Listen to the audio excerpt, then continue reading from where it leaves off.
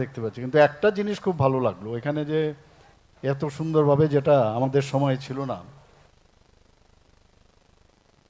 যে যোগা যারা দেখালো দুজন, আর পাশাপাশি যারা ডান্স করলো তাদের যে মানে নাচের যে ভঙ্গি এবং অঙ্গভঙ্গি এবং সেটাকে হাতের যে মুদ্রা যাকে বলে, এত সুন্দরভাবে এরা এখানে প্রদর্শন করলেন, সত্যি আমি অপূর্ব।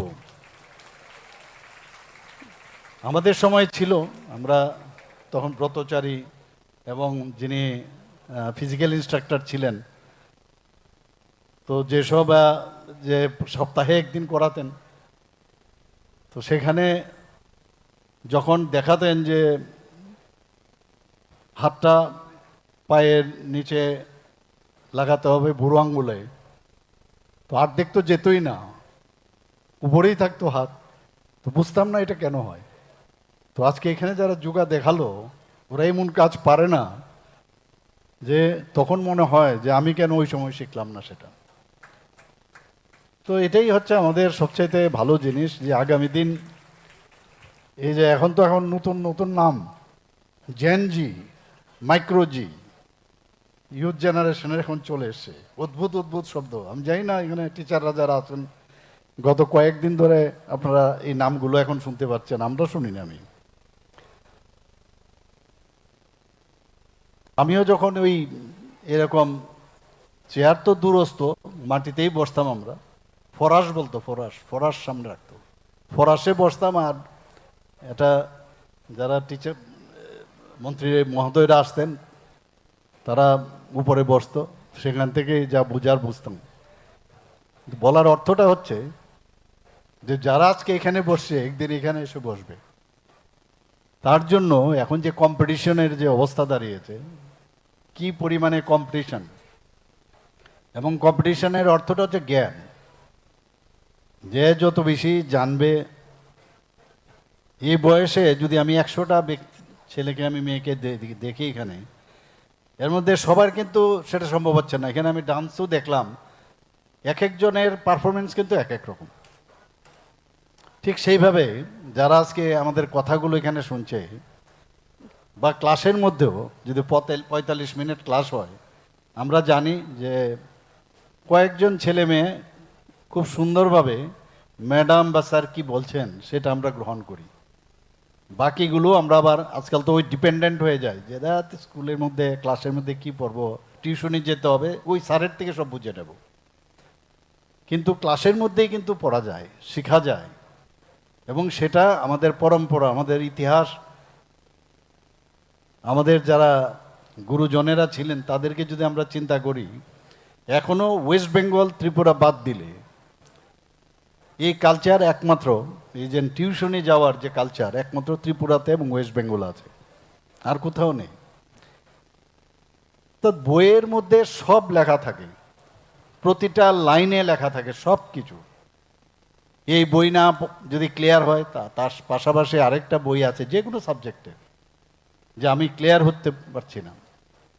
এটা নিজের চেষ্টার মাধ্যমে যখন আমরা পড়াশোনাটা নেব, তাহলে কিন্তু সেটা মাথার মধ্যে থাকবে। এই যে আর্টগুলো, টিচাররা হেল্প করবে, টেকনোলজি এখন হেল্প করবে, বিভিন্ন প্রযুক্তি এখন বেরিয়েছে, 3 ডাইমেনশনাল চলে এসছে, 2 ডাইমেনশনাল বিষয়ে, তো এটা তো এক্সট্রা অ্যাডেড। কিন্তু যাই বলুক, সোশ্যাল মিডিয়াই হোক বা কম্পিউটারই হোক, মোবাইল থেকেই হোক, তার যে পড়াশোনা, বইয়ের গন্ধের যে নতুন বইয়ের যে গন্ধ, আমাদের সময় তো নতুন বই মানে চিন্তাই করতে পারি না। ওই গিয়ে দোকানে, পুরনো যে দোকানগুলো বিক্রি করতো সেখানে যেতাম, তাদেরকে অর্ধেক দাম দাম করে সেটা নিয়ে আসতাম। আসার পর দেখা গেল যে এর মাঝখানের ভিতরে 2-3টি পাতা নাই। তো গেলে বলে আগে দেখে নিলেন না কেন, এসব এটাও একটা কালচার ছিল। আর এখন তো আমাদের সরকার ফ্রি বুক দেয়, নতুনভাবে বই দিচ্ছে। এই যে বইয়ের গন্ধেরও কিন্তু একটা আলাদা বিষয় রয়েছে এখন। তো এগুলো নিয়ে এই কারণে বলছি যে এই যে কম্পিটিশন, যে যত বেশি ফোকাস থাকবে, ফোকাস যে কোনো বিষয়, সে তত বেশি জ্ঞান অর্জন করতে পারবে। আমাদের যিনি যশস্বী প্রধানমন্ত্রী, চিনো তো সবাই, নাম জানো তো? কি বলেন উনি? পরীক্ষা পে চর্চা। কেন নেন উনি পরীক্ষা পে চর্চা? যে যে স্ট্রেস এবং স্ট্রেইন থাকে আমাদের পরীক্ষার সময়, তার থেকে কিভাবে বাইরে থাকা যায়। আর স্ট্রেসে আর টেনশন থাকলে কিন্তু অনেক কিছু জানা জিনিসও ভুলে যায়। এটা আমাদেরও ছিল, এখনও হয়। যত বেশি রিল্যাক্স ওয়েতে চিন্তা করা যায়, রিল্যাক্স ওয়েতে গ্রহণ করা যায় এবং নিজের ভাষায় যদি বলা যায়, সেটা কিন্তু অনেকের কাছে গ্রহণযোগ্য হয়। এবং সেই আর্ট যারা এখানে ছেলে মেয়েরা আছেন, তারা যত বেশি সেটাকে আয়ত্ত করতে পারবে, সেই কিন্তু আগামী দিনের ভবিষ্যৎ হবে। সেটাই মাননীয় প্রধানমন্ত্রীজি বারবার বলছেন যে এই পৃথিবীটা তাদের হাতেই আগামী দিন, যাদের যত বেশি জ্ঞান থাকবে তাদের হাতে। আজকে হিউম্যান রিসোর্স সারা পৃথিবীর মধ্যে আমাদের ভারতবর্ষে 65%। তো এই হিউম্যান রিসোর্সকে ডেভেলপ করার জন্যই আজকের যে বিভিন্ন বিষয় আজকে এখানে আলোচনা হচ্ছে বা আমরা করছি, সেটা একমাত্র তারই কারণ। আজকে এখানে এই যে 5টি বিদ্যালয়ের জন্য আমরা যে ইনফ্রাস্ট্রাকচার ডেভেলপমেন্ট করার জন্য প্রায় 29,12,00,000 টাকা ব্যয় করার আমরা সিদ্ধান্ত নিয়েছি। এবং 5টি যে গুরুত্বপূর্ণ বিদ্যালয়, তার নতুন ভবন নির্মাণের যে প্রকল্প, সেগুলো এখানে তো ফিজিক্যালি একটা করেছি, বাকিগুলো সেইভাবেই শিলান্যাস আজকে হয়েছে। তো আমাদের সরকার তো এগুলো করছে, প্রতিদিন বলছেন। আমার পূর্ববর্তী বক্তা আমাদের সেক্রেটারি মহোদয় অলরেডি বলেছেন যে RIDF এর থেকে ফান্ড নিয়ে আমরা এই কাজগুলো করছি। এখন আমি গতকালও মিটিং করেছি এবং আমাদের যিনি সুমিত বাবু আছেন, ডাইরেক্টর সাহেব, কালকে বলেছেন, আমি কালকে মিটিং করেছি। আমি বললাম প্রতিটা স্কুলে আপনারা খবর নিন সেখানে বাউন্ডারি আছে কিনা, বিশেষ করে গার্লস স্কুলগুলোর যেগুলো আছে সেখানে বাউন্ডারি আছে কিনা। আমরা জানি এগুলো আগে ছিল না। তো এর জন্য আপনি লিস্ট বের করুন, কোথার থেকে ফান্ড আনা যায়, সেই ফান্ডের ব্যবস্থা আমরা করব। জলের ব্যবস্থা আছে কিনা, পরিশ্রিত পানীয় জলের ব্যবস্থা আছে কিনা, সমস্ত স্কুলের তার ডাটা আমার লাগে। শুধু তাই না, ব্ল্যাকবোর্ডও আমরা অনেক স্কুলের ভিতরে যদি যাই, এটা ব্ল্যাকবোর্ড না হোয়াইট বোর্ড না কি বোর্ড বুঝাও যায় না। তো এটাকে কিছু না, মাঝে মাঝে রং করালে বা এগুলোর রিপেয়ার করা যায়, বা যদি একেবারে রিপেয়ার না করা যায় নতুন রিপ্লেসমেন্ট করুন। আর এখন ডিজিটাল পদ্ধতিতে যে স্মার্ট ক্লাসের যে সেটাও থাকবে পাশাপাশি, কিন্তু চক এবং ব্ল্যাকবোর্ডের উপরে কোনো পড়াশোনা হয় না এখনও। এতে করে মানুষের আই টু আই, যে যিনি পড়াচ্ছেন সেটা কিন্তু আই টু আই কন্ট্যাক্ট অনেক বেশি স্ট্রং হয় এবং কোন স্টুডেন্ট ঠিকভাবে বুঝতে পারছেন কি না সেটা কিন্তু তার face is the index of mind, সেটা বোঝা যায়। তো এর জন্য আমি বলেছি, আপনারা গত 2-3 দিন আগে আপনারা জানেন ওয়েস্ট বেঙ্গলে কলকাতায় একটা স্কুলে, খুব নামি স্কুল, এর ফি অন্যরকম, প্রাইভেট স্কুল, ভর্তি হওয়াই মুশকিল। সেখানে দেখা গেল একটা বাচ্চা ক্লাস 3-তে পড়ে খুব সম্ভবত, সে ওয়াশরুমে গেছে, ওকে সাপ কাটলো। পরবর্তী সময়ে দেখা গেল এত স্কুল, নামকরা স্কুল, কিন্তু চারিদিকে জঙ্গল। তা আগের থেকেই যে জঙ্গল পরিষ্কার রাখা, পরিষ্কার পরিচ্ছন্নতা রাখা, বা যাতে সাপ না আসতে পারে, কার্বলিক অ্যাসিড এসব আমরা তো দেই, এগুলো রাখা, এসব ব্যবস্থা রাখা এখন করছে হওয়ার পরে। তো একটা মায়ের, একজন বাবার একটা সন্তান যখন স্কুলে পাঠায়, স্কুলে গিয়ে যদি তার নিরাপত্তা না থাকে, ইনসিডেন্ট হতে পারে যে কোনো জায়গায়। তো এর জন্যই নজর রাখা খুব প্রয়োজন। আমাদের এখানে সেই বিষয়ে কালকে অনেকক্ষণ দীর্ঘক্ষণ আলোচনা হয়েছে। সেখানে বলা হলো যে মিড ডে মিল প্রপারলি দেওয়া হচ্ছে কিনা, ঠিক সময় মতো দেওয়া হচ্ছে কিনা, বেঞ্চ অনেক জায়গায় ভাঙা বেঞ্চ, ফার্নিচার ঠিক আছে কিনা, ইভেন প্রিন্সিপালের রুমটাও প্রপার আছে কিনা, টিচাররা যারা আছেন সেখানে তারা ঠিক মতো, অ্যাটেন্ডেন্স টিচারদের আছে কিনা, সব রিপোর্ট আমাকে দিতে হবে এবং সময় মতো আসছে কিনা এগুলো দিতে হবে। কারণ যারা আমাদের ভবিষ্যৎ, তাদেরকে সুরক্ষিত রাখাটা এবং আমাদের, তারা কিন্তু এটা ইনভেস্টমেন্ট, এই যে আজকে আমরা এই এত টাকা আমরা খরচ করলাম, সেটা কিন্তু একটা ইনভেস্টমেন্ট। এখানে আমরা বলি যে মানি বিগেটস মানি, কিন্তু আমরা বলবো যে এই যে মানি বিগেটস ট্যালেন্ট, আমাদের আগামী দিনের ভবিষ্যৎ যারা আছেন তাদেরকে আমরা এই যখন এই ধরনের ইনফ্রাস্ট্রাকচার সুযোগ আমরা দেব, তাহলে কিন্তু তারও ভবিষ্যতে সেই প্রপার তাদের যে চিন্তাধারা সেটা কিন্তু প্রকট হয়ে আসবে। আজকে এখানে আরেকটা জিনিস যেটা যুক্ত হলো সেটা হচ্ছে যে পুর নিগমের এলাকায় নকশা পাইলট প্রজেক্ট। আপনারা সবাই জানেন যে এখনও, এবং এটা মাননীয় প্রধানমন্ত্রীজির একটা ড্রিম প্রজেক্ট, যে আমার কারণ আগে যেভাবে হতো তাতে করে এই ফিতা মাপ দিয়ে তার যে প্রতিটা এত মাইক্রো লেভেলে, এই ব্যবস্থাপনার মাইক্রো লেভেলে আপনার ভূমির কি পরিমাণ সেটা কিন্তু জানা যাবে এটা। এবং এটা সমস্ত ভারতবর্ষে শুরু হয়েছে, আমাদের এখানে এখন পাইলট প্রজেক্ট হিসাবে এটা শুরু হচ্ছে আজকে। এবং 240টি বিদ্যালয়ের যে ভার্চুয়াল ক্লাসরুম, অনেক জায়গায় ক্লাসরুমের সমস্যা, তো এই যে ব্যবস্থা হচ্ছে, আমার মনে হয় আগামী দিনে আমাদের ছেলে মেয়েদের এবং আমাদের নাগরিকদের একটা ভবিষ্যৎ সেখানে তৈরি হবে। আমি কালকে আরও অনেক ছোট ছোট বিষয় আমি বলেছি, টয়লেটগুলো আপনারা দেখবেন, সেখানে দরজা জানালা ঠিক আছে কিনা সেগুলো আপনারা দেখবেন এবং পুরো ডিটেলস আমাকে দেবেন। এখানে আপনারা জানেন বর্দোয়ালিতে কিছুদিন আগে আমি বর্দোয়ালির যে স্কুল আছে সেখানে আমি গিয়েছিলাম। আমি বলেছি, আমাকে ডাইরেক্টর সাহেব কালকেও আমাকে দেখিয়েছেন যে একটা মডেল স্কুল আপনি তৈরি করুন, মডেল স্কুল তৈরি করে এখানে যা যা দরকার, এবং এটাকে সামনে রেখে একই ধাঁচে আমরা আস্তে আস্তে করে সব কটা স্কুল আমরা করব। 19-20 হতে পারে, কিন্তু একটা মডেল স্কুল আপনি বানান।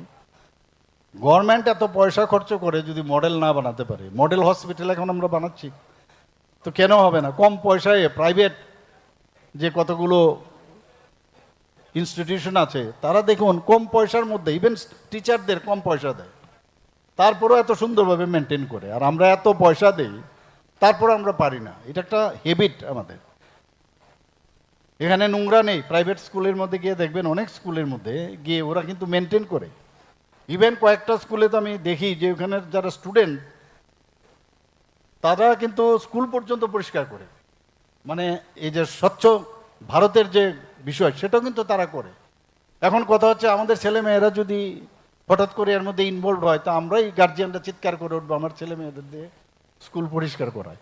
কিন্তু এটা কিন্তু একটা কালচারের মধ্যে আমাদের আনতে হবে, এটার মধ্যে নিজেকেও যে একটা ইনভলভমেন্ট, যে আমি যে স্কুলে আমার ইনস্টিটিউশন সেটা একটা মন্দিরের মতো জায়গায় পরিষ্কার পরিচ্ছন্ন যদি করি, এর মধ্যে অন্য কিছু চিন্তা ভাবনা করা একেবারেই উচিত নয়। দেওয়াল দিলাম, ছাদ দিলাম, বিভিন্ন যেসব বিদ্যালয় করলাম, শুধু তাই নয়, এটা সুন্দর, নিরাপদ এবং আগামী দিনের ফিউচারিস্টিক যে ভাবনা চিন্তা, সেই কারণেই আমরা এই ডেভেলপমেন্টগুলো করছি। আমরা সরকার সবসময় শিক্ষাকে প্রায়োরিটি সেক্টর আমরা বলছি, শিক্ষা, স্বাস্থ্য, এগুলোর মধ্যে আমরা সবচাইতে বেশি জোর দিচ্ছি। আজকে এখানে আপনারা দেখেছেন যে পিএমসি স্কুল, এই যে পিএমসি স্কুল, এই স্কুলটা পিএমসি স্কুল, এবং তার রেজাল্ট আমরা জানি যে 100% রেজাল্ট এখান থেকে পাশ করেছে। এর মধ্যে দেখা যায় যে 55 জন পরীক্ষার্থীদের মধ্যে 32 জন ফার্স্ট ডিভিশনে পাশ করেছে। তো এই যে পিএমসি করার সুবাদে যে এতগুলো আমরা পিএমসি আমরা স্কুল করলাম ত্রিপুরাতে, সেই তাতে কত লাভ হচ্ছে, 100% রেজাল্ট, পাশাপাশি এতজন ফার্স্ট ডিভিশন। তো আমি এটা শুধু একার পক্ষে সম্ভব হয় না, গার্জিয়ানরাও ইনভলভ আছে, টিচাররাও ইনভলভ রয়েছে, স্টুডেন্টরা তো আছেই, এবং সবাইকে আমি আন্তরিক অভিনন্দন, ধন্যবাদ জানাবো এত সুন্দর একটা রেজাল্ট করার জন্য। আপনাদের দেখো একটা হেলদি একটা কম্পিটিশন এটা আগামী দিন হবে। আমি নিজেও টিচার ছিলাম, আমি জানি টিচারদের আগে আমার নিজের জানতে হবে, তবে গিয়ে আমার ডেলিভারি করতে হবে, স্টুডেন্টদের কাছে গিয়ে আমার বলতে হবে যে সাবজেক্টটা কি আছে। আর স্টুডেন্টদের আমি বলবো যে আমরা নিজেরাও যখন জানতাম যে এই টপিকসটা আজকে টিচার পড়াবেন আগের থেকে যদি আমি জানতে পারি, সেটা যদি আমি পড়ি, আমি আগের থেকেই পড়িয়ে নেই, এটা কিন্তু আমাদের আগের অভ্যেস ছিল যে আজকে কি কি ক্লাস হবে, এই ক্লাসের কি কি পঠন পাঠন, আমি টিচারদেরও বলবো আগের থেকে টিচারদের মধ্যে একটা ডোন্ট টেক ইট আদারওয়াইজ একটা অভ্যেস যে আজকে আমি কি পড়াবো স্টুডেন্টরা জানে না। তো এখানের মধ্যে আগের থেকে যদি জানিয়ে দেওয়া হয় তাহলে গার্জিয়ানদের সুবিধা হয়, আজকে কিন্তু এই সাবজেক্টটা পড়াবে। আদারওয়াইজ তার কাছে কিন্তু একটা অজানা একটা বিষয়, সে কনসেন্ট্রেট করতে পারবে না যে আজকে এই জিনিসটা পড়ানো হবে, বা একটা যদি আপনি শিডিউল করেন এবং সেটা যদি সে পড়ে আসে এবং যে লাইনটা সে বুঝতে পারছে না, যে বিষয়টা বুঝতে পারছে না, আপনাকে প্রশ্ন যখন করবেন সে উত্তরটা পেলে আপনার কাছে কিন্তু স্টুডেন্টের জন্য খুব ভালো হবে আমি মনে করি। এখানে আজকে 5টি ভবনের মধ্যে এডিনগর, যেটা আজকের ইংলিশ মিডিয়াম স্কুল, এখানে প্রায় 9,19,00,000 টাকা দেওয়া হয়েছে। Bordowali high school boundary wall অনেক দিনের এদের এবং গ্যালারি, তার জন্য 6,30,00,000 টাকা দেওয়া হচ্ছে। নেতাজি সুভাষ বিদ্যানিকেতনের একটা পার্সেল কিছু একটা ওখানে বিল্ডিং হবে, তাতে 3,53,00,000 টাকা দেওয়া হয়েছে। আফানিয়া হায়ার সেকেন্ডারি স্কুলে নতুন ভবন হবে, সেখানে 3,95,00,000 টাকা। চারিপাড়া হায়ার সেকেন্ডারি স্কুল নতুন ভবনে 6,15,00,000 টাকা। এই সর্বমোট 29,12,00,000 টাকা দেওয়া হচ্ছে। এবং আমাদের এই যারা এই কাজটা পাবে, আমি একটা জিনিস বলবো, এখানে যারা জনপ্রতিনিধিরা আছেন আপনারা খেয়াল রাখবেন যে টাইম লাইন দেওয়া আছে, টাইম লাইনের মধ্যে যেন কাজগুলো কমপ্লিট হয়। কোনো জায়গায় যদি দেখেন যে সমস্যা হচ্ছে নিশ্চয়ই আমাকে জানাবেন। আর কোয়ালিটি ওয়ার্ক যেন হয়। মাঝখানে আমার কাছে খবর আসে বিভিন্ন সময়ে বিভিন্ন বিষয় দাঁড়ায়, আমি এখনও পরিষ্কারভাবে বলছি, যদি কেউ বাধা দেয় সোজা আমার অফিসে চলে আসবে, সোজা আমার অফিসে আসবেন, আপনি দেখুন আপনার কাজ আপনি ঠিকভাবে করুন, এর থেকে বড় কিছু আর নয়। কোনো অবস্থায় বাধাপ্রাপ্ত যেন না হয়। আজকের এই একদিকে ইনফ্রাস্ট্রাকচার ডেভেলপমেন্ট, ডিজিটাল শিক্ষা, আমাদের দক্ষতা উন্নয়ন, বালিকা শিক্ষা, ইনক্লুসিভ যে এডুকেশন সেটা হচ্ছে, শিক্ষার গুণগত যে মান সেটা আমরা চাই যে আগামী দিন আরও বাড়ুক। আপনারা শুনে খুশি হবেন যে অনেক সময় অনেক স্কুল তার সংস্কারও করতে হয়। কালকেও আমি কথা বলছিলাম যে 10% আমরা সমস্ত ডিপার্টমেন্ট, শুধু স্কুল এডুকেশনে না, যে 10% আলাদাভাবে দেওয়া আছে শুধু যে অ্যানুয়াল মেনটেন্যান্সের জন্য, এবং প্রপারলি সেই জায়গার মধ্যে কিন্তু মনিটরিংয়ের একটু সমস্যা রয়েছে। আমি কালকেও চিফ সেক্রেটারি মহোদয়ও ছিলেন, ওনাকে আমি বলেছি যে এটা আপনি দেখুন কেন এটা প্রপারলি ইউজ হচ্ছে না। অনেক সময় আপনি দেখবেন স্কুলে আসছেন, দেখবেন একটা বট গাছ উঠে আছে, তো সেটাকে আগের থেকে যদি বট গাছটা আপনি কেটে দিন বা সেটাকে প্রপারলি যদি নির্মূল করতে পারেন তাহলে ফাটল ধরবে না। কোনো জায়গায় দেখা গেছে যে সিমেন্টের যে সেটার যে প্লাস্টার চলে এসছে, আগের থেকে যদি আমরা সেটা করি তাহলে অনেকটা সুবিধা হয়। এর জন্যই মেনটেন্যান্সের কোনো ক্লাসের মধ্যে বেঞ্চ খারাপ, সেটাকে প্রপারলি আবার রিপেয়ার করা, এর জন্য প্রায় 213টি বিদ্যালয়ে এই ধরনের পরিকাঠামো যাতে উন্নয়ন হয় তার জন্য 1,178.43 কোটি টাকা খরচ এর মধ্যে হয়েছে। আমাদের চাই যে ধীরে ধীরে এইভাবে এই ধরনের সমস্ত স্কুল এগুলো ডেভেলপ আমরা করব। এখানে আমার পূর্ববর্তী বক্তা অলরেডি বলেছেন যে নেসিট থেকে আমরা আরও, আমাকে বলেছেন সেক্রেটারি মহোদয়, নেসিট থেকে আরও এখানে আরও 240টি সরকারি এবং সরকারি সাহায্যপ্রাপ্ত বিদ্যালয়ের, সেটা তো আজকে করছি, তাছাড়াও আরও প্রায় 240টির মতো তারও অলরেডি অনুমোদন চলে এসছে, সেইগুলো আগামী দিন এখানে হবে। আজকে অ্যানালাইটিক পাওয়ার ইন্টারেক্টিভ ভিজুয়াল ক্লাসরুম খুব সুন্দরভাবে আজকে আমরা এখানে টিভির স্ক্রিন আজকে দেখেছি, কত সোজা হয়ে গেছে, কত ইজি হয়ে গেছে। সবাই তার লাভ আমার মনে হয় নেওয়া উচিত। গার্জিয়ানদের হবে বলবো যে এইসব টিচারদের এই গিয়ে কারোর বাড়ির মধ্যে বসে যেভাবে পাঠদান সেখানে দেওয়া হয়, তার থেকে বেরিয়ে এসে কিভাবে এর সুযোগ নেবেন সেই ব্যবস্থা আপনারা করবেন। আজকে এই ইন্টারেক্টিভ লাইভও যে ইন্টারেক্টিভ পাঠদান হবে, তাতে করে ইংরেজি, বিজ্ঞান, গণিত এবং দুটো মাধ্যমে সেখানে পড়ানো হবে, ইংরেজি এবং বাংলা। এখানে বলা হয়েছে 2 ওয়ে যে ভিসেট প্রযুক্তি অনেক জায়গায় আছে।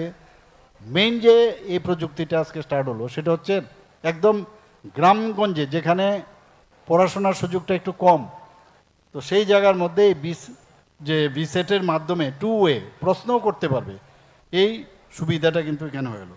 তার জন্য একটা সেন্ট্রাল স্টুডিও এখানে তৈরি হবে।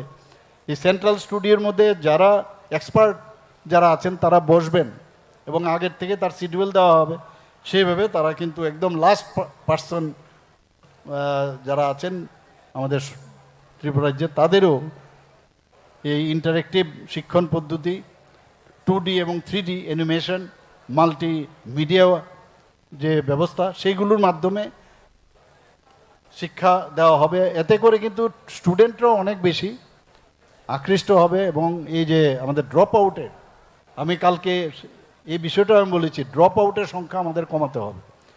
এবং একটা দেখা গেছে, বা আমরা এটা নিয়ে চিন্তা ভাবনা করছি, যে অনেক স্কুলের দেখা যায় যে বলছে যে স্টুডেন্ট কম অথচ টিচার বেশি, আবার অনেক জায়গায় দেখা গেছে টিচার বেশি স্টুডেন্ট কম। তা আমরা এখন ঠিক করেছি, তার কারণটা কি আমরা দেখলাম যে আমরা যে ইএমআরএস অর্থাৎ একলব্য মডেল রেসিডেন্সিয়াল স্কুল, যেটা এখানে 21টা আমরা অনুমোদন পেয়েছি, 12টা শুরু হয়ে গেছে, 6টা এর মধ্যেই শুরু হবে, আর বাকিগুলো 1-2 বছরের মধ্যে কমপ্লিট হবে। খুবই ভালো পড়াশোনা হচ্ছে এবং এই যে রেসিডেন্সিয়াল ব্যবস্থায় 1 কিলোমিটারের ভিতরে আমাদের গভর্নমেন্ট যে স্কুলগুলো আছে সে একটা জায়গায় নিয়ে আসব এবং ওইখানে সমস্ত টিচার যদি থাকে এবং যারা স্টুডেন্টরা আছেন তারা যদি হোস্টেলে থাকে, তাদের পঠন পাঠনের ব্যবস্থা আমরা যদি করি, তো প্রাইভেট স্কুলে যাওয়ার প্রবণতাটা কম থাকবে। আমরা এইরকম একটা চিন্তা ভাবনা আপাতত নিয়েছি এবং সেটা আমরা আগামী দিন করব। আজকে এখানে যে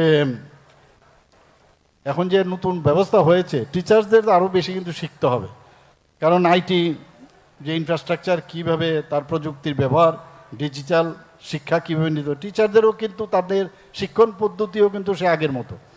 আগে ডাক্তারবাবুরা কী করতো, স্কালপেল নিয়ে একটা ইনসিজন দিত, দিয়ে রিট্রাক্টর দিয়ে যে জায়গায় অপারেশন করবে খুলতো। এখন তো এগুলোর প্রয়োজন পড়ছে না, এখন সব কিছু চেঞ্জ হয়ে যাচ্ছে। তার কাছে বায়োমেডিক্যাল সিস্টেমে ল্যাপ্রোস্কোপিক সার্জন ফর এক্সাম্পল, বা আর্থ্রোস্কোপিক সার্জারি, নাক কেটেও কিন্তু ভিতরে ঢুকে যাচ্ছে। তো এখন আপনারও কিন্তু চেঞ্জ করতে হবে, এছাড়া উপায় নেই।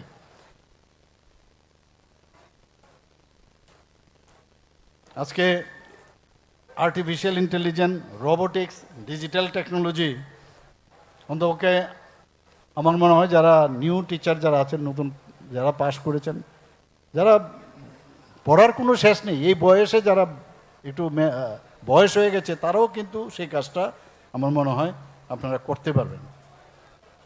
আমরা আগামী দিনে এই যে কাজগুলো হচ্ছে তার জন্য আইসিটি প্রকল্প যেটা আছে, প্রায় 1390টার মতো বিদ্যালয়ে আইসিটি প্রকল্প করেছি।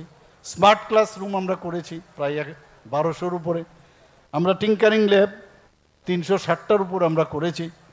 তো আমরা চাই আমাদের ছাত্রছাত্রীরা যারা আছেন এই নতুন যে প্রযুক্তি সেটাকে ব্যবহার করে আগামী দিন কাজ করবে। আমাদের পিএমসি সাথে সাথে আমাদের কিন্তু বিদ্যাজ্যোতি স্কুলগুলোও কিন্তু ভালো রেজাল্ট করছে। 125টা বিদ্যাজ্যোতি স্কুল এখন চালু হয়েছে, তার রেজাল্টও কিন্তু সিবিএসসির মাধ্যমে যে রেজাল্ট বেরোচ্ছে, প্রথমে তো হইচই যে রেজাল্ট ভালো হচ্ছে না, পিএমসিও ভালো করছে।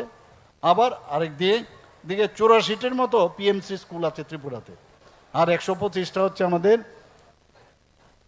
যে বিদ্যাজ্যোতি, সেখানে দেখা যাচ্ছে রেজাল্ট খুবই ভালো হচ্ছে। এবং সেইভাবেই আমরা সব দিকে সর্বাঙ্গীন যাতে ডেভেলপ হয় শিক্ষার দিকে, কোনো রকম কম্প্রোমাইজ আমরা করতে চাই না। এখানে আমার পূর্ববর্তী বক্তা বলেছেন যে ফাউন্ডেশনাল লিটারেসি অ্যান্ড নিউমেরেসি যদি তার বেস শক্ত না হয়, তার জন্য আমরা একদম প্রাথমিক স্তরে যারা ছেলে মেয়েরা আছেন তাদের উপর আমরা জোর দিয়েছি। নিপুণ ত্রিপুরার যে কর্মসূচি আপনারা জানেন, যে যাতে করে প্রায় 4000-এর উপরে নিপুণ কর্নার স্থাপন করা হয়েছে। বিদ্যা সেতু একটা কর্মসূচি আমরা নিয়েছি, এটা 9 সপ্তাহের যে বিশেষ মডিউল। আমরা যখন ক্লাস 1-এ স্কুলে ভর্তি হয়েছি আমাদের কাছে একটা অদ্ভুত লাগতো, তো তার জন্য তাকে ওখানে অ্যাক্লিমেটাইজ করার জন্য এই 9 সপ্তাহের একটা মডিউল আমরা চালু করেছি, এবং তাতে করে আমাদের যে সিবিএসসির যারা আছেন দিল্লির থেকে, ওনারা কিন্তু আমাদের অত্যন্ত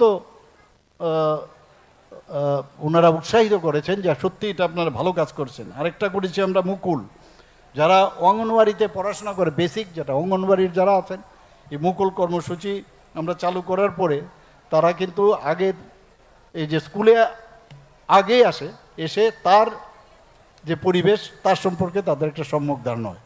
বালিকা শিক্ষা আমাদের মেয়েদের যাতে আগামী দিন পড়াশোনার ক্ষেত্রে কোনো অসুবিধা না হয়, এর জন্য তাদেরকে উৎসাহিত করার জন্য 2018 আমাদের সরকার আসার পর, বিজেপি নেতৃত্বাধীন সরকার এসছে এখানে আসার পর আজ পর্যন্ত এখন পর্যন্ত প্রায় 1,65,000-এর মতো বাইসাইকেল আমরা দিয়েছি বিনা পয়সায়। এবং শুধু তাই নয়, মেয়েদের শিক্ষা যেন কোনো দিকে পিছিয়ে না যায় তার জন্য 15টির মতো কস্তুরবা গান্ধী বালিকা বিদ্যালয় আমরা চালু আছে এখানে। এবং আগামী দিন যে আমরা চাই যে আমাদের ছেলে মেয়েরা তাদের শরীরও সুস্থ থাকবে, আর খালি বুকওয়ার্ম যেন না হয়, খেলাধুলার সাথেও যেন যুক্ত দেয়।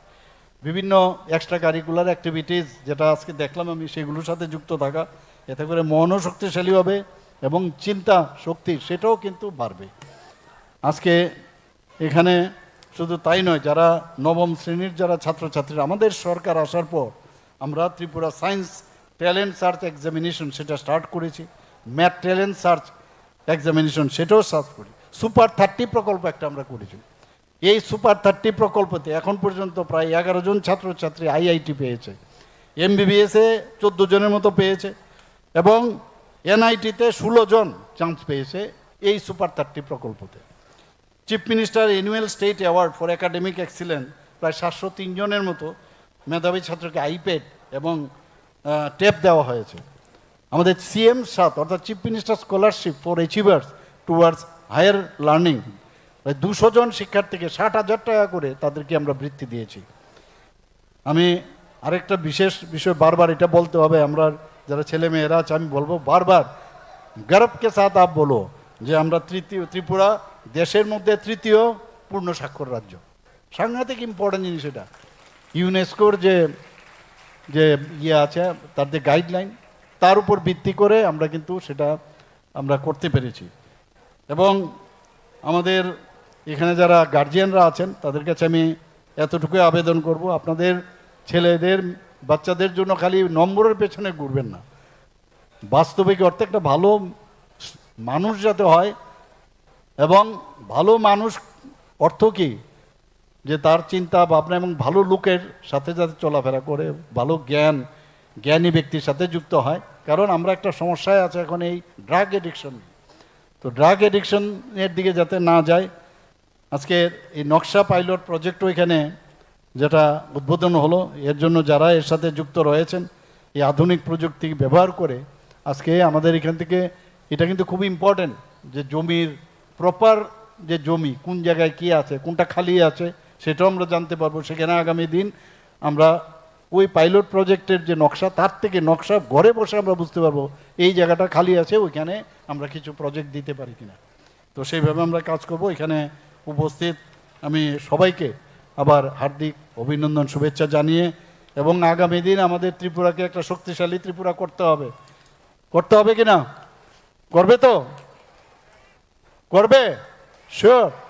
আর এখন তো নতুন একটা আমরা নির্দেশিকা জারি করেছি কি, যে বন্দে মাতরমে 150 বছর পূর্তি উপলক্ষে বঙ্কিমচন্দ্র চট্টোপাধ্যায়ের যে বন্দে